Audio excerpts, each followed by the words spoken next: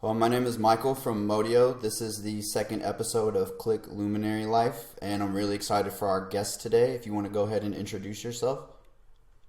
Hi, I'm Joe Warbington. I live in Madison, Wisconsin, and I've been working in the Clique ecosystem for 11 plus years now. Nice, that's amazing. And can you tell us a little bit about the company that you work for, your job title? Yeah, I'm at VizLib now. We're a Clique technology partner, build value-added products for ClickSense, and joined in the last 6 months or so. Previously spent close to 6 years at Clique on the healthcare team, working with clients all around the globe, but primarily in the U.S. Amazing. Yeah, that's really amazing. And why did you apply to become a Qlik Luminary? So when I started at Clique, and I started as a solution architect and got to see what our customers were doing. The Luminary program was announced shortly after I started, or the next kind of round. So in January or February, they announced it. And this was just a list of people that I immediately started following what they were up to, following their blogs.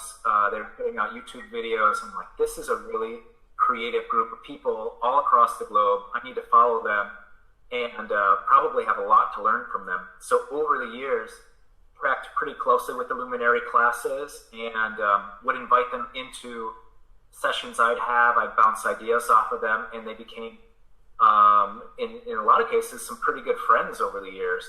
And I had asked at one point, like, can Clique people become luminaries? Because this seems like a really awesome group to be a part of. Right. I want to go to Sweden. I want to have these, behind the scenes NDA calls and get all the latest and greatest from Clique. And they were like, no, Clique employees are not eligible for this program. So I'm like, well, maybe one day. And when I left Clique because I wanted to stop traveling so much, which obviously isn't the case for anyone anymore. Right. But one of my first things when I started to look for my next work and found VizLib, I told them was within the first year, want to become a Qlik Luminary and join that program. So whatever I can do to kind of up my skills or help out a community. The CEO here, Martin, has been a luminary, Martin Mahler, for a number of years as well. And also Ralph, who's I think pretty well known in the Clique community, Mm-hmm. Ralph Becker. He's been somebody I looked up to for a long time too. So I asked him for all the inside track on how to get into the program. Nice. And they're like, you'll be fine, just apply and share what you've been up to for a number of years. Nice. So this is your first year to be a Qlik Luminary?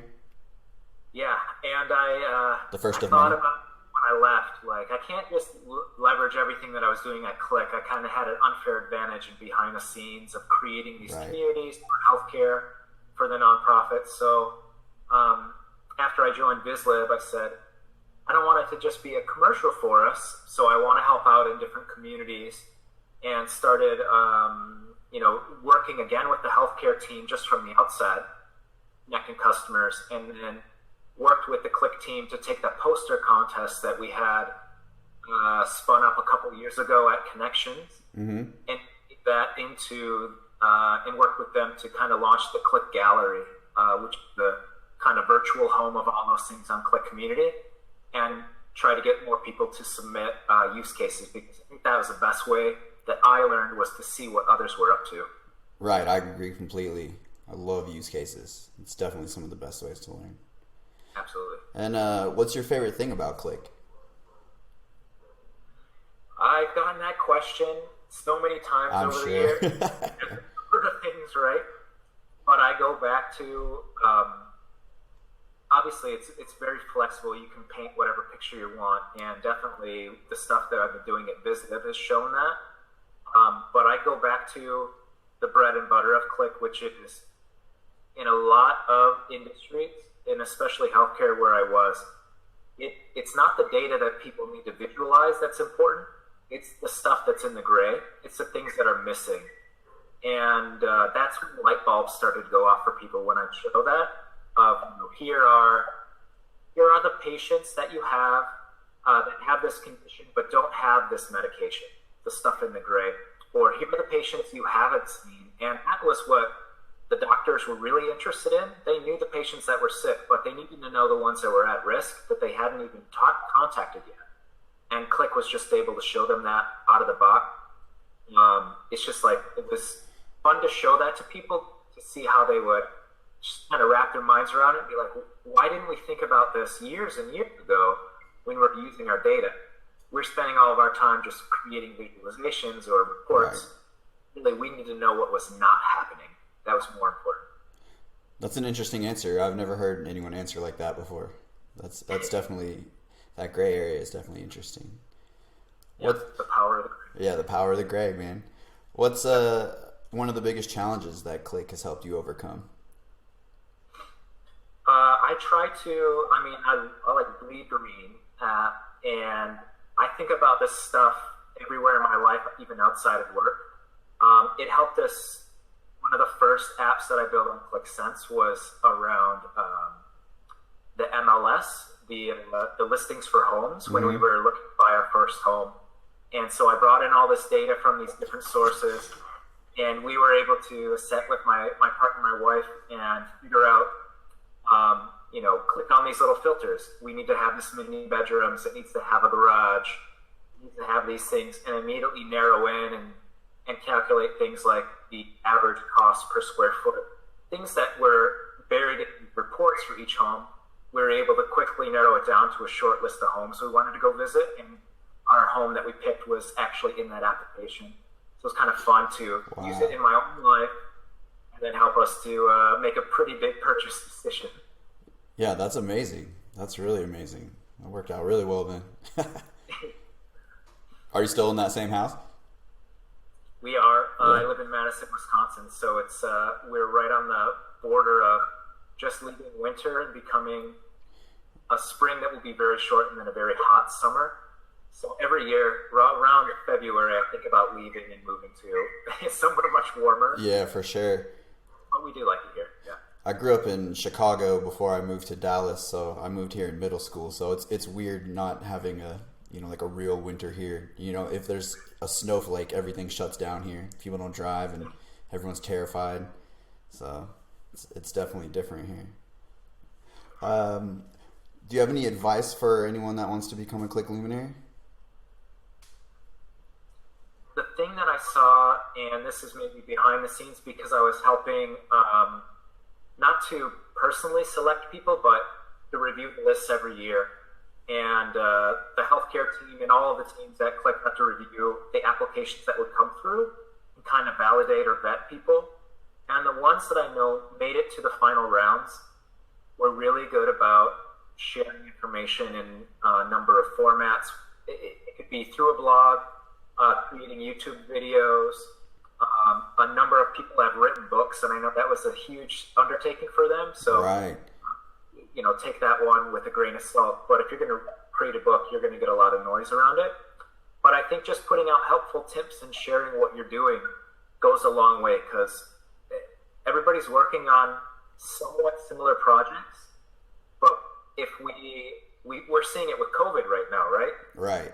Everybody's taking apart that Johns Hopkins data set, and there are 1,000 different ways that people have visualized this stuff, and you can look at it and find the good and the bad, but it's really interesting and inspirational to see how people visualize data differently, and there's so many ways. So I think just sharing what you do as an individual is going to inspire other people and get your name out there and kind of build your own brand. That's really helpful in the Luminary program. Right. I'm taking notes right now, man. Next year, maybe. Could you... Doesn't take much. Yeah. Right. Can you elaborate a little bit on what your company does? Just kind of go into that a little bit further. Yeah, no, I'm wearing my branch hoodie too. So yeah, Qlik brand, for folks that aren't familiar with that, is the open API side of Qlik. And a lot of great individuals share these add-ons that they've built, often for free, kind of in their spare time, to enhance the ability of Qlik.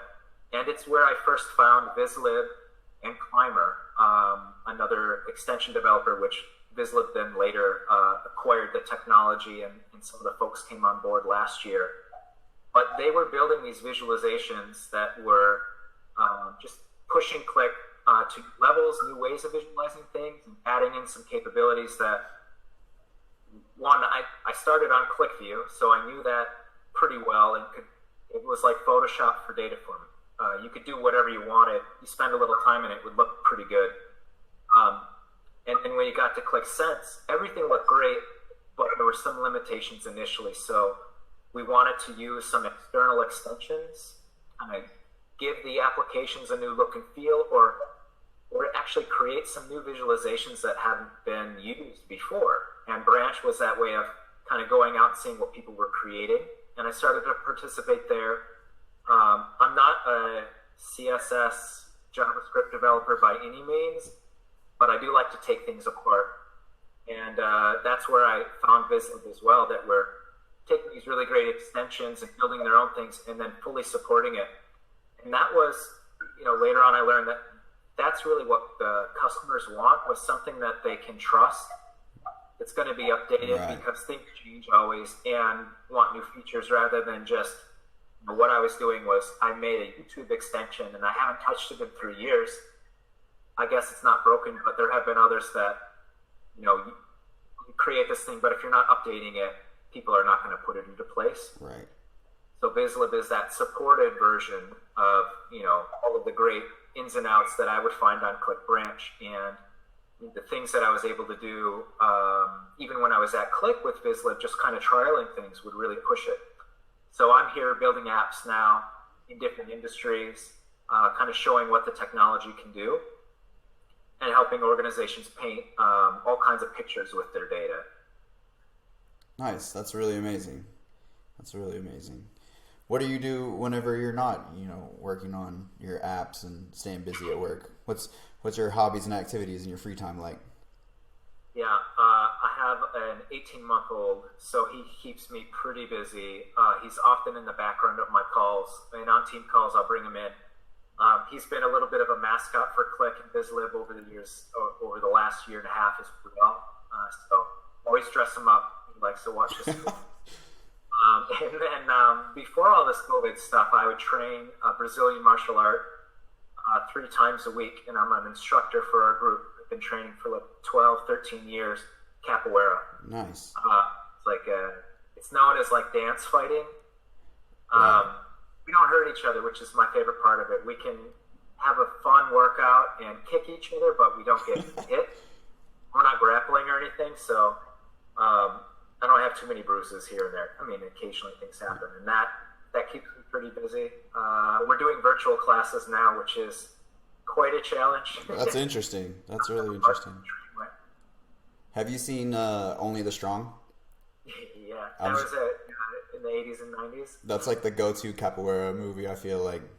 I could watch that movie all day, though. I like that movie a lot. Name one song that you have completely memorized. Recently has been a lot of various Sesame Street songs because of my kid, but the Wu-Tang kind of catalog is something that I got into just because of some visualization I saw years ago where they were looking at the number of unique words in different songs and rap music and things like that. It's very lyrical, and Wu-Tang would continue to top the charts on the number of unique words that they could put into a particular song or into their catalog. And so as I was analyzing that data and creating my own things, I was listening to a lot of Wu-Tang 3 years ago. So, that a certain beat comes on and I just kind of get in a little groove. Right, for sure. I just, I don't know if you saw it, but on Instagram Live, RZA just had a beat battle the other day. It was pretty good, man. I tuned into it. It was really good. There's a lot of classics in there. So, one last question. What would be your first question after waking up from being cryogenically frozen for 100 years?